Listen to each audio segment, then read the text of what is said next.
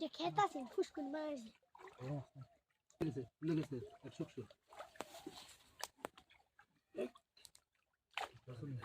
ওই গেছে কাবারিয়া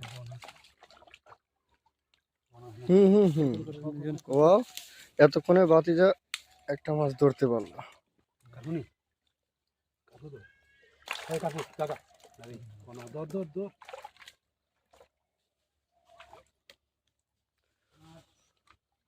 অবশেষে বাতিজা হাসান আবারও একবার সফল। বলছে হাত দিয়ে মাছ ধরার প্রতিযোগিতা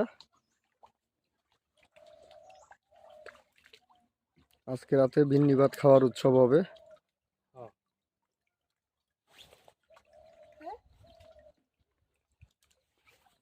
অবশেষে জালে একটা সাপও ধরা পড়লো। সাপটার নাম কি? সাপটার নাম কি?